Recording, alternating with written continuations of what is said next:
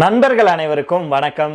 சற்று முன் பார்த்தீங்கன்னா இந்தியாவுக்கு ஒரு குட் நியூஸ் ஒன்று வந்திருக்கு நண்பர்களே. இதனால உச்சக்கட்ட கொண்டாட்டத்தில் இந்தியா இருக்காங்க அப்படின்னே சொல்லலாம். இனி இந்தியாவை அடிச்சுக்க முடியாது, இந்தியா தூள் கிளப்பும் அப்படிங்கிறதுல எந்த ஒரு மாற்று கருத்துமே கிடையாது. அது என்ன அப்படிங்கிறத நம்ம இந்த வீடியோவில் தெரிஞ்சுக்கலாம். அதை தொடர்ந்து பார்த்தீங்கன்னா இந்தியாவுக்கு சரியான நேரம், சரியான வாய்ப்பு ஒன்று கிடைச்சிருக்கு. அதாவது பற்றி எரியுது பாகிஸ்தான். இந்த நேரம் தான் இந்தியாவுக்கு சரியான வாய்ப்பு அப்படின்னு சொல்லப்படுது. அது என்ன அப்படிங்கிறத நம்ம இந்த வீடியோல தெரிஞ்சுக்கலாம். அதை தொடர்ந்தே பார்த்தீங்கன்னா ஒரு மிகப்பெரிய தாக்குதல் ஒன்று நடத்தியிருக்காங்க. அதுவும் 73 ஏவுகணைகள், 656 ட்ரோன்கள் இப்படின்னு அப்படியே துவம்சம் செஞ்சிருக்காங்க. இதனால அப்படியே அரண்டு போய் நிற்கிறாங்க. அது யார் என்ன அப்படிங்கிறதெல்லாம் நம்ம இந்த வீடியோல தெரிஞ்சுக்க போறோம். அதுக்கு முன்னாடி நம்முடைய சேனலை சப்ஸ்கிரைப் பண்ணலைன்னா மறக்காம சப்ஸ்கிரைப் பண்ணிக்கோங்க. புதுசாக நம்முடைய வீடியோ பார்த்துட்டு இருக்கீங்கனாலும் சப்ஸ்கிரைப் பண்ணிட்டு அந்த பெல் ஐக்கானை கிளிக் பண்ணிக்கோங்க. அதே போல ஃபேஸ்புக், இன்ஸ்டாகிராம்லேயும் நம்ம வீடியோக்கள் போட்டுட்டு இருக்கோம். அங்கேயே நீங்க தவறாம ஃபாலோ பண்ணிக்கோங்க. போர் மேகங்கள் சூழ்ந்திருக்கும் வளைகுடா கடற்பரப்புல இந்தியா தனக்கான மாற்றுப்பாதையை ஓமன் நாட்டின் வழியே மிக சாமர்த்தியமாக கண்டறிஞ்சிருக்காங்க. இந்த CEPA ஒப்பந்தம் அப்படிங்கிறது வெறும் 2 நாட்டு வியாபாரம் மட்டுமல்ல, உலக அரங்கில் இந்தியாவுடைய பொருளாதார பாதுகாப்புக்கு அரணாக அமைஞ்சிருக்கும் ஒரு ராஜதந்திர நகர்வாக பார்க்கப்படுது. CEPA அப்படின்னா என்னன்னா காம்ப்ரிஹென்சிவ் எக்கனாமிக் பார்ட்னர்ஷிப் அக்ரிமெண்ட் அப்படிங்கிறது தான் இதனுடைய அர்த்தம். இதைத்தான் இந்தியா சாமர்த்தியமாக கையாண்டிருக்காங்க. நாம இது ஒரு ராஜதந்திர நகர்வு அப்படின்னு சொன்னோம் இல்லையா? இது ஏன் அப்படின்னா மற்ற வளைகுடா நாடுகளை போல இல்லாம ஓமன் நாட்டுடைய பெரும்பாலான கடற்கரைகள் இந்த ஆபத்தான ஹார்முஸ் நீரிணைப்புக்கு வெளியே நேரடியாக அரபிக்கடல் மற்றும் ஓமன் வளைகுடாவை ஒட்டி அமைஞ்சிருக்கு. வளைகுடாவில் எவ்வளவு பெரிய போர் வெடிச்சாலும் ஓமனுடைய சலாலா, துக்கும் துறைமுகங்களுக்கு இந்திய கப்பல்கள் எந்த ஆபத்தும் இல்லாம சென்று வர முடியும் அப்படிங்கிறதா இதுல நம்ம கவனிக்க வேண்டியது. இந்த பிரச்சனை பத்தி தான் நம்ம விரிவா தெரிஞ்சுக்க போறோம். அதனால ஸ்கிப் பண்ணாம கடைசி வரைக்கும் கேளுங்க. உலக அரசியலை பொறுத்த வரைக்கும் எப்போது எங்கே என்ன நடக்கும் அப்படிங்கிறது நம்மளால கணிக்க முடியறது இல்லை. இப்போது மத்திய கிழக்குல அமெரிக்கா, ஈரான் இடையே வெடித்துள்ள போர்னால உலகமே நடுங்கிட்டு இருக்கு அப்படின்னே சொல்லலாம். குறிப்பா சர்வதேச கடல் எல்லையான ஹார்முஸ் நீரிணை பகுதியில எப்ப வேண்டுமானாலும் என்ன நடக்கலாம் அப்படிங்கிற சூழல் தான் நிலவுது.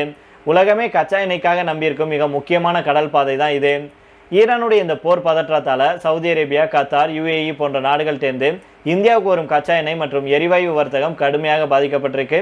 இதன் காரணமாக தான் கச்சா எண்ணெய் விலையும் ராக்கெட் வேகத்தில் உயர்ந்து சாமானிய மனிதனுடைய பட்ஜெட்டை பதம் பார்க்க தொடங்கியிருக்கு. மற்ற வளைகுடா நாடுகள் சேர்ந்து இந்தியாவுடைய இறக்குமதி $15 பில்லியன் இருந்து $9.8 பில்லியன் தலைகளாக சரிஞ்சிருச்சு. இந்தியாவுடைய ஏற்றுமதியும் பாதியாக குறைஞ்சிருச்சு. ஆனா இந்த உலகளாவிய நெருக்கடியிலையும் இந்தியாவுக்கு கிடைத்த ஒரு விசித்திரமான மாற்றுப்பாதை தான் ஓமன் நாடு. அதுவும் இந்த CEPA ஒப்பந்தம் கை கொடுத்திருக்கு. வரலாற்று சிறப்புமிக்க ஒப்பந்தம் அப்படின்னே சொல்லலாம். அதாவது மற்ற நாடுகளை போல இல்லாமல் ஓமன் நாட்டுடைய பெரும்பாலான கடற்கரைகள் இந்த ஆபத்தான ஹார்முஸ் நீரிணைப்புக்கு வெளியே நேரடியாக அரபிக்கடல் மற்றும் ஓமன் வளைகுடாவை ஒட்டி தான் அமைஞ்சிருக்கு. இந்த சூழல்ல தான் இந்தியாவுடைய உழைப்பு சார்ந்த ஏற்றுமதி பொருட்களுக்கு 0% வரி சலுகை அளிக்கும் இந்திய ஓமன் விரிவான பொருளாதார கூட்டு ஒப்பந்தம் ஜூன் 1 முதல் அதிகாரப்பூர்வமாக நடைமுறைக்கு வருது. கடந்த ஆண்டு டிசம்பர் மாதம் பிரதமர் மோடி அவர்கள் மஸ்கட் சென்றிருந்த போது இந்த ஒப்பந்தம் கையெழுத்தாச்சு. மத்திய அமைச்சர் பியூஷ் கோயல் சொன்னது போல இது வெறும் எண்களுக்கான ஒப்பந்தம் அல்ல. நம் நாட்டு மாணவர்கள், கைவினைஞர்கள், பெண்கள், விவசாயிகள், மீனவர்கள் மற்றும் சிறு குறு தொழில்களுடைய வாழ்வாதாரத்திற்கான ஒரு புதிய விடியல் அப்படின்னே சொல்லலாம்.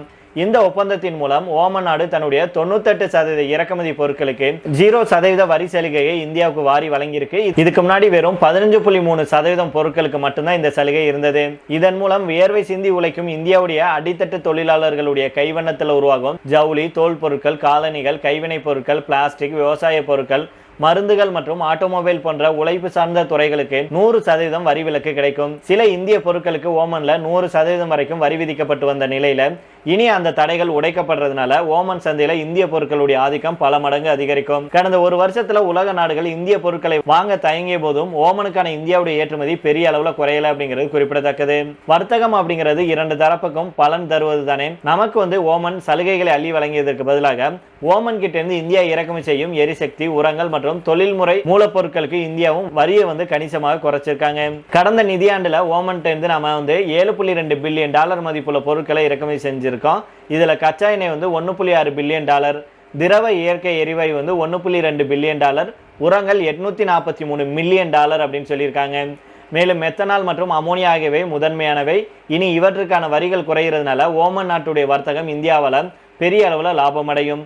போர் மேகங்கள் சூழ்ந்திருக்கும் சர்வதேச கடற்பரப்புல இந்தியா தனக்கான மாற்றுப்பாதையை ஓமன் நாட்டின் வழியே மிக சாமர்த்தியமாக கண்டறிஞ்சிருக்காங்க. இந்த CEPA ஒப்பந்தம் அப்படிங்கிறது வெறும் 2 நாட்டு வியாபாரம் மட்டுமல்ல, உலக அரங்கில் இந்தியாவுடைய பொருளாதார பாதுகாப்புக்கு அரணாக அமைஞ்சிருக்கும் ஒரு ராஜதந்திர நகர்வு அப்படிங்கிறத நம்ம மீண்டும் அழுத்தம் திருத்தமாக சொல்லிக்கிறோம். இதை தொடர்ந்து பார்த்தீங்க அப்படின்னா பாகிஸ்தான் ஆக்கிரமிப்பு காஷ்மீர்ல பற்றி எரிய ஆரம்பிச்சிருக்கு. மிகப்பெரிய அளவுல மீண்டும் வெடிக்க ஆரம்பிச்சிருக்கு போராட்டம். பெரும் பரபரப்பு ஏற்பட்டிருக்கு. அதை பத்தியும் தெரிஞ்சுக்கலாம். பாகிஸ்தான் ஆக்கிரமிப்பு காஷ்மீர்ல வருகிற 9ஆம் தேதி முதல் கால வரையறையற்ற வேலை நிறுத்தத்துக்கு அழைப்பு விடுத்ததுனால அங்கே பெரும் பரபரப்பு ஏற்பட்டிருக்கு.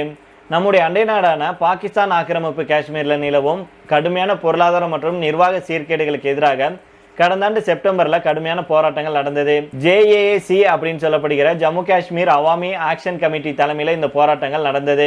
இதனையடுத்து அங்கு அமைதியை நிலைநாட்ட பாகிஸ்தான் அரசு, ஆக்கிரமிப்பு காஷ்மீர் மாகாண அரசு மற்றும் JAAC அமைப்பு இடையே முத்தரப்பு முசராபாத் ஒப்பந்தம் கையெழுத்தாச்சு. பொதுமக்கள் மற்றும் சமூக ஆர்வலர்களின் கோரிக்கைகளை நிறைவேற்றி தருவதே இந்த ஒப்பந்தத்தின் முக்கிய நோக்கமாகும். இந்த ஒப்பந்தம் கையெழுத்தாகி பல மாதங்கள் கடந்தும் இதில் அளிக்கப்பட்ட பெரும்பாலான முக்கிய வாக்குறுதிகளை பாகிஸ்தான் அரசு இன்னும் நிறைவேற்றவில்லை. இதுக்காக வழங்கப்பட்ட இறுதி காலக்கெடுவும் கடந்த மாதம் 31ஆம் தேதியுடன் முடிந்தது. இதனையடுத்து அரசு தங்களை ஏமாற்றி விட்டதாக சொல்லி JAAC அமைப்பு வரும் 9ஆம் தேதி முதல் கால வரையறையற்ற வேலைநிறுத்த போராட்டத்துக்கு அழைப்பு விடுத்திருக்காங்க. இந்த நிலையில தான் பாகிஸ்தான் ஆக்கிரமிப்பு காஷ்மீர்ல இப்ப மீண்டும் இப்ப போராட்டம் வெடிக்க ஆரம்பிச்சிருக்கு. ஏற்கனவே பாகிஸ்தான் ஆக்கிரமிப்பு காஷ்மீர்ல இருக்கும் மக்கள் இந்தியாவை பாருங்க, இந்தியா கூட கம்முன்னு நாங்க சேர்ந்துடுறோம், இந்தியா எங்களை சேர்த்துக்கோங்க அப்படின்னு கெஞ்ச ஆரம்பிச்சாங்க. இது பத்தாதுன்னு இந்தியாவை பார்த்து பாகிஸ்தானுக்கு அட்வைஸ் பண்ணிட்டு இருந்தாங்க, இந்தியா மாதிரி இருக்கணும், நீங்க அதை விட்டுட்டு எங்களை மட்டும் ஓரவஞ்சகம் பண்ணிட்டு இருக்கீங்க, எங்களுக்கு எதுவுமே செய்ய மாட்டீங்க, கம்முன்னு நாங்க இந்தியா கூட போய் சேர்ந்துறோம் அப்படின்லாம் சொன்னாங்க. இதுதான் இந்தியாவுக்கு கிடைத்த ஒரு மிகப்பெரிய வாய்ப்பாக பார்க்கப்படுது. நாம இழந்த அந்த பாகிஸ்தான் ஆக்கிரமிப்பு காஷ்மீரை பிடிக்கிறதுக்கு சரியான நேரம், மீட்டெடுக்கிறதுக்கு சரியான நேரம் இதுதான் அப்படிங்கறதா நம்முடைய கருத்தாக இருக்கு. இந்த ஒரு போராட்டத்தை பயன்படுத்தி இந்தியா விரைவில் பாகிஸ்தான் ஆக்கிரமிப்பு காஷ்மீரை நம்மளோட இணைக்க வேண்டும் அப்படிங்கறதா ஒவ்வொரு இந்தியர்களுடைய எண்ணமாக இருக்கு. நீங்க என்ன நினைக்கிறீங்க அப்படிங்கறத கீழே உள்ள கமெண்ட் பாக்ஸ்ல சொல்லுங்க. இதை தொடர்ந்து கடைசி செய்தியாக பார்த்தோம் அப்படின்னா, யுக்ரைன் மற்றும் ரஷ்ய நாடுகளுக்கு இடையே நிலவி வரும் போர் முன் எப்போதும் இல்லாத வகையில மிக உக்கிரமாக ஒரு புதிய கட்டத்தை எட்டியிருக்கு. 2022 துவங்கிய இந்த போர் 4 வருடங்கள் ஆகியும் முடிவுக்கு வராமல் தொடர்ந்து பதற்றத்தில் இருக்கு. ரஷ்யா மீது அமெரிக்கா தடை விதித்ததுக்கு அப்புறம் தாக்குதல்கள் குறைஞ்சிருந்த நிலையில கடந்த 2 நாட்களாக ரஷ்யா பெரும் தாக்குதலை நடத்தியிருக்கு. கடந்த 24 மணி நேரத்துல யுக்ரைனுடைய நகரங்களை குறிவச்சு ரஷ்ய ராணுவம் தங்களுடைய வரலாற்றிலேயே மிகப்பெரிய அளவிலான வான்வெளி தாக்குதலை கொடுத்திருக்காங்க. இந்த தொடர் குண்டுமலை மற்றும் ட்ரோன் தாக்குதலுக்கு காரணமாக ஒட்டுமொத்த யுக்ரைன் தேசமே தற்போது நிலை குலைந்து போயிருக்கு. யுக்ரைன் நாட்டுடைய முக்கிய பாதுகாப்பு அரண்கள் மற்றும் குடியிருப்பு பகுதிகளை முற்றிலும் தரைமட்டமாக்கும் நோக்கத்துல ரஷ்யா தங்களுடைய முழு ராணுவ பலத்தையும் தற்போது இறக்கியிருக்காங்க. கடந்த 24 மணி நேரத்துல மட்டும் யுக்ரைனுடைய நகரங்களை நோக்கி ரஷ்யாவிலிருந்து சுமார் 73 அதிநவீன ஏவுகணைகளும் 656 ட்ரோன் விமானங்களும் ஏவப்பட்டு மிக கொடூரமான தாக்குதல் நடத்தப்பட்டிருக்கு. இந்த எதிர்பாராத வான்வெளி தாக்குதல்ல சிக்கி தற்போதைய நிலவரப்படி சுமார் 23 பேர் பரிதாபமாக உயிரிழந்திருக்காங்க. மேலும் 150க்கும் மேற்பட்ட பொதுமக்கள் மற்றும் ராணுவ வீரர்கள் படுகாயமடைந்து உயிருக்கு போராடிட்டு வர்றாங்க. ரஷ்யா தற்போது நடத்தியிருக்கும் இந்த மாபெரும் தாக்குதலுக்கு பின்னால் ஒரு மிக முக்கிய காரணம் இருக்கு. கடந்த மாதம் 22ஆம் தேதியப்போ ரஷ்யாவுடைய ஆக்கிரமிப்பு பகுதியில் இயங்கி வந்த ஒரு முக்கிய ட்ரோன் பயிற்சி முகாமை குறிவச்சு யுக்ரைன் ராணுவம் அதிரடி தாக்குதலை நடத்தியிருந்தாங்க. யுக்ரைன் நடத்திய அந்த வான்வெளி தாக்குதல்ல ரஷ்யாவை சேர்ந்த 21 பேர் சம்பவ இடத்திலேயே கொல்லப்பட்டாங்க. தங்களுடைய ராணுவ முகாம் மீது நடத்தப்பட்ட அந்த சம்பவத்துக்கு பழிக்கு பழி வாங்க வேண்டும் அப்படிங்கறதுக்காகவே தற்போது யுக்ரைன் மீது இந்த அதிரடி தாக்குதலை தொடுத்துள்ளதாக ரஷ்யா அதிகாரப்பூர்வமாக தெரிவிச்சிருக்காங்க. யுக்ரைனுக்கு ஏற்பட்ட ஒரு பின்னடைவை ரஷ்யா தங்களுக்கு சாதகமாக பயன்படுத்தி கொண்டிருக்கு. தற்போது மத்திய கிழக்கு பகுதியில் ஈரானுடனான கடுமையான போர்ல அமெரிக்கா நேரடியாகவும் மறைமுகமாகவும் ஈடுபட்டு வர்றாங்க. ஈரானுடனான போரின் காரணமாக அமெரிக்கா தங்களின் வசம் இருந்த ஏராளமான வான் பாதுகாப்பு அமைப்புகளை பெரும் அளவுல பயன்படுத்தி தீர்த்திருச்சு. இதன் காரணமாக தற்போது ரஷ்யாவுடைய ஏவுகணைகளை எதிர்கொள்ள தேவையான வான் பாதுகாப்பு ஆயுதங்களை யுக்ரைனுக்கு உடனடியாக வழங்க முடியாத ஒரு இக்கட்டான நிலை அமெரிக்காவுக்கு ஏற்பட்டிருக்கு. யுக்ரைனுடைய இந்த ஆயுத பற்றாக்குறையையும் அமெரிக்காவுடைய பலவீனத்தையும் புரிந்து கொண்ட ரஷ்யா தன்னுடைய தாக்குதலை பல மடங்கு தீவிரப்படுத்தி பெரும் பாதிப்பை தற்போது யுக்ரைனுக்கு இந்த தாக்குதல் மூலம் கொடுத்திருக்கு. சரி நண்பர்கள், இதோட நம்ம இந்த வீடியோ முடித்துக் கொள்ளலாம். இதை பற்றி உங்களுடைய கருத்துக்களை கீழே உள்ள கமெண்ட் பாக்ஸ்ல சொல்லுங்க. மீண்டும் நாளை வேறொரு செய்திகளுடன் உங்களை சந்திக்கிறேன். நன்றி, வணக்கம்.